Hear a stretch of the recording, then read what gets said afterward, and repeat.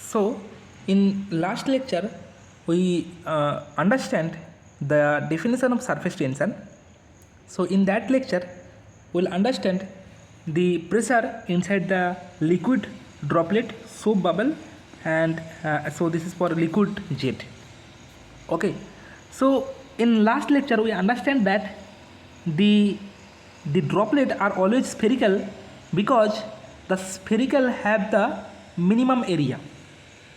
Okay, so suppose there is a liquid are there and they try to get the spherical shape, and here there is sigma is the surface tension. Because of surface tension they try to get the spherical shape. So suppose there is a drop. Okay, if this type of curvature are there, so that means here the pressure is high and here the pressure is low. So consider this is pressure P1 and this side pressure P2, and this so for this case P1 is greater than P2, and if the curvature there is no curvature, that is a straight line, so P1 is equal to P2, and if the curvature is like this, so P2 is greater than P1, so P2 is greater than P1.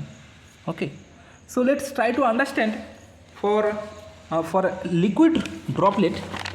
So liquid droplet, try to understand the excess pressure or pressure difference of the liquid droplet. So there is a spherical shaped liquid droplet. If we cut into two spherical droplet, so the surface tension is acting in the surface, and here there is a this type of case are there. So that's why the P greater than P atmospheric pressure. P ATM is the atmospheric pressure. So here the excess pressure delta P, that is P minus P atmosphere. So if you want to calculate the FP is the projection force. So here FP is the projection force. So projection force, that is equal to delta P into projected area. So what is the projected area for that case? That is 4 pi r square. Sorry, pi by 4 d square. So here this is a circle. So what is the area of that circle? That is pi by 4 d square. So multiplied by P minus P atmosphere into pi by 4 d square. And what is Fs? Fs is the surface tension force. We know that sigma into L. So surface tension sigma into L. L is the circumference of this sphere. L is the circumference of the sphere. Okay. So that is equal to sigma into pi into d. Okay. So d is the diameter of the sphere. Okay, and sigma is the surface tension. So in equilibrium, Fp, projection force, that is equal to surface tension force. Okay, in equilibrium condition. So Fp we know that delta P into pi by 4 d square, and Fs, that is equal to sigma into pi into d.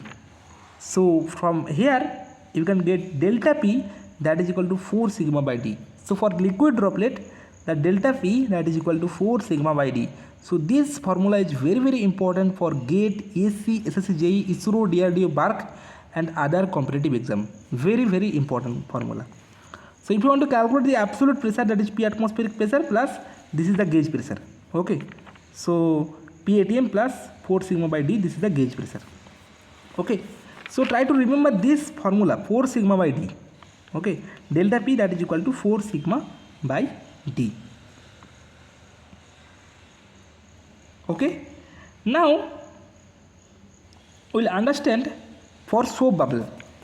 Soap bubble have, there is a thin layer, here there is air, and outside there is also air, and in between there is a thin spherical layer. Consider inner diameter, that is equal to outer diameter, that is equal to d. Okay, if you cut the cross section in that way, so here there is a surface and there is a curvature like this. So this is the inner sphere and this is the outer sphere, and the curvature will be like this. So here the pressure is greater than this pressure. Okay, so P is greater than P atmospheric pressure. Okay, and FP is the projection forces. Okay, so in equilibrium, projection forces that is equal to surface tension forces, Fp that is equal to Fs. So projection force that is delta P into pi by 4 d square, and surface tension force for this layer, for this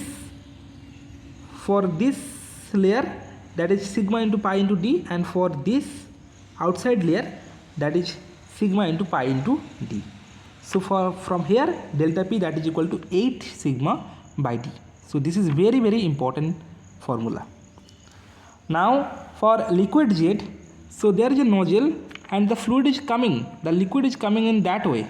So consider this is the cross section here, this is a section, and the large view of this section is here. Okay, so here there is atmospheric pressure and there is inside pressure. So here the straight line, so here there is a straight line is there. So in that case there is a small pressure difference also there, and if you try to, what is the cross section of that surface, this is the cross section of that surface. So if you cut in that way, so this is the surface here, this is the pressure inside and this is the outside atmospheric pressure, and this is the Fp is the projection forces, and sigma is the surface tension is acting in this surface and this surface, because this and this surface the sigma is not act, because outside surface the sigma will act. Okay, so if you want to calculate the in equilibrium condition, so delta P into area, what is the area, this is L is the length and this is the diameter, so L into D, so L into D, and surface tension that is equal to sigma into L, 2 sigma into L. So surface tension, how calculate that, so sigma into L for this and sigma into L for this, so 2 sigma into L, so this is equal to 2 sigma into L. Okay, so 2 sigma L, so from here you can get delta P that is equal to 2 sigma by D. Okay, so this is also very, very important formula. Now for liquid droplet, there is another way to calculate the delta P. So this is the liquid droplet, so here this is the liquid droplet here, and this is the large view of this. So there is a sigma is acting in